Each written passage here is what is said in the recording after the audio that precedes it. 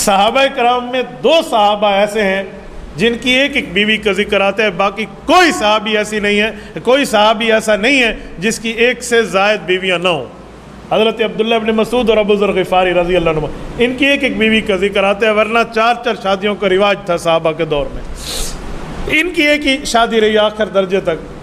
تو یہ اپنے بچوں کو لے کر، بعض روایتوں میں آتا ہے کہ نہیں بچے کہیں اور سیٹل ہو گئے، تو یہ اپنی بیوی گھر والی کو لے کر ابزہ منتقل ہو گئے۔ ایک گدھا تھا، 2-3 بکریاں تھیں اور 2-4 کپڑے، اور یہ کل کائنات، اور کچھ بھی نہیں رکھتے تھے۔ جو کھانا بچ جاتا رات کا نہیں رکھتے تھے، اللہ کے راستے میں دیتے، کہ جو اللہ جو رات کو دے سکتا ہے وہ کل بھی دے سکتا ہے، یہ نظریہ تھا۔ ایک عرصہ تک یہ بیوی ان کے ساتھ یہ جو ہے نا کیا کہتے ہیں مشکلات کی زندگی ساتھ دیتی رہی، اور تعدم وفات ساتھ دیا۔ ایک دن ایسا ہوا کہ یہ شدید بیمار تھے، تو بیماری میں ان کی کیفیت تکلیف بڑھتی گئی، مرض بڑھتا گیا۔ تو بیوی نے ان کے چہرے کو دیکھ کر کہا اگر آپ کا سہارا میرے سر سے اٹھ گیا تو اس جنگل میں ہمارا کون ہے؟ تو انہیں فرمایا مجھے میرے سچے نے، اللہ ہو، حضور پاک سے پیار تھا نا، کہ مجھے میرے سچے دوست اور نبی پاک نے بات فرمائی تھی کہ تو تنے تنہا فوت ہوگا اور مسلمانوں کی ایک جماعت تیرے اوپر جنازہ پڑے گی، اور جس جنگل میں تو جائے گا اس جنگل میں اکیلا تو ہی ہوگا، اور کچھ لوگ آ کر جنازہ پڑھیں گے۔ تو مجھے یقین ہے میری وفات کا وقت قریب آئے تو دروازے کے باہر دیکھنا کوئی مسلمان گزر رہے ہوں۔ بیوی باہر جاتی، دور دور تک جنگل میں کوئی نظر نہ آتا، واپس آ جاتی۔ وہ کہتی میں اسی کشمکش میں رہی۔ آخر ایک دن آیا کہ میں نے کہا کہ دور سے دھول اٹھتی ہوئی نظر آ رہی ہے۔ دھول اٹھنے کا معنی کوئی قافلہ آ رہا ہے اونٹوں پر، گھوڑوں پر۔ تو انہوں نے فرمایا دیکھا مجھے میرے رسول اللہ نے سچی بات فرمائی۔ وہ قریب آئے تو وہ صحابہ کرام کی چند بندوں کی جماعت تھی، جن میں حضرت حذیفہ ہیں، ایک روایت میں عبداللہ بن مسعود ہے رضی اللہ عنہ۔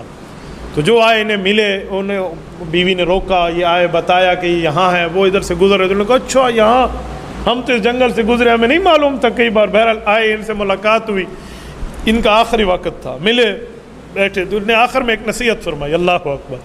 اس نصیحت کو سنتے ہوئے بندہ حیران ہو جاتا۔ فرمایا جس بندے کے پاس کوئی سرکاری عہدہ ہو یا اس نے اپنے پاس مال جمع کر رکھا ہو، میرے جنازے کو وہ ہاتھ نہ لگائے، مجھے کفن نہ پہنائے۔ میری طرح کا کوئی درویش بندہ ہو جو کسی قسم کے اس معاملے میں نہ ہونا، وہ مجھے کفن پہنائے گا، اور میری گھر والی کے پاس ایک کپڑا ہوگا، مجھے کفن پہنا لینا۔ بہرحال پورے اس 7-8 بندوں میں ایک انصاری صحابی تھے جو بالکل انہی کے مزاج کے سادے سے پیرانہ سالی اور درویشی ترتیب پر رہتے تھے۔ تو انہوں نے پھر کفن دیا اور انہوں نے غسل کیا، تجہیز و تکفین کرائی، اور حضرت ابن مسعود رضی اللہ عنہ جنازہ پڑھایا۔ ان کی قبر مبارک ربضہ میں آج بھی، میں اپنے اسی جنوری کے سفر میں مدینہ منورہ میں کوشش کے باوجود بھی ربضہ جا نہیں سکا۔ یہ میرے دل میں ایک بات ہے، اللہ پاک راستے آسان فرمائے تو ربضہ ضرور وزٹ کریں گے حضرت ابو ذر غفاری رضی اللہ عنہ کی قبر مبارک پہ۔ اللہ ہر مسلمان کو جانے کی توفیق عطا فرمائے، اللہ مکہ اور مدینہ کے عملی راستے بھی آسان فرما دے۔